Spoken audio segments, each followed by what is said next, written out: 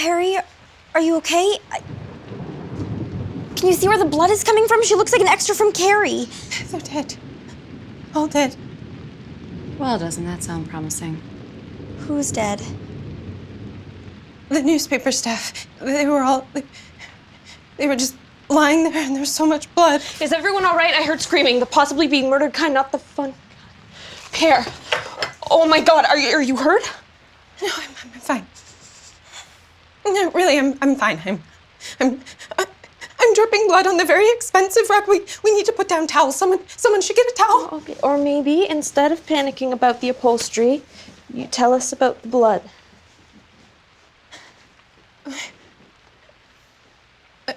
I went to the newspaper offices.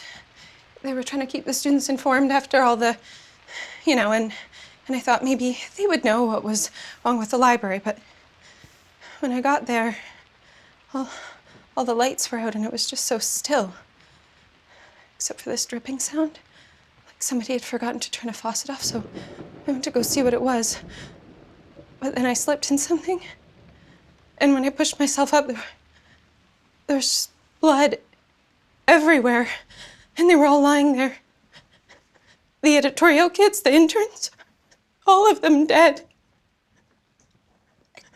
Did you see anything? Anyone who might have done it? There was no one. And then I thought that whoever did it might come back, and so I ran. I just ran until I got back here. Who would do this? They were just some kids with a student paper. Not even a very good one. We use it to line our specimen cages. May they rest in peace. Okay, so we'll call campus security. Do you really think any of my mother's lackeys are left on campus? Or the police. Except for the part where the official position of the Bundespolizei is that Silas doesn't exist. That's actually quite clever of them. Okay, so we'll call someone. I mean, there has to be someone to call, right? Back in a mo. There's no one to call, and at this point we would settle for the Ghostbusters. I thought with the dean dead and the fish trapped that things on the campus would be, better.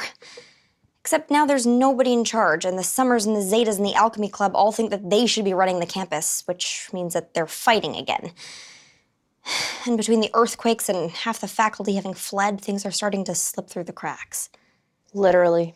Apparently, last week, some of Professor Parsons' anti-space leaked out of one of the physics buildings and temporarily shifted a chunk of the campus 15 minutes into the future. This wasn't supposed to happen. We created a power vacuum. This is what always happens. Well, excuse me for not having lived through half of European history. I was not expecting looting and anti-space and... Rogue Draco pyromaniacs. And it's all our fault. You cannot be serious. We did this. We killed the dean and we let the anglerfish rise, and then we just ran away. Left everyone else to deal with the mess. And now there's turf wars and lootings, and somebody just murdered the only people trying to do anything about it. Not the only people. Laura? No. Perry's right. We can't just run away again. Yeah, we can. That is exactly what we can do. We are not responsible for those kids I at the am. news. I started all of this.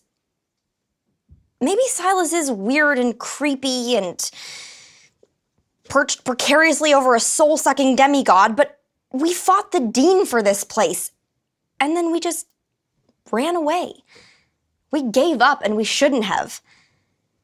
Those kids at the newspaper, they could have been any of us.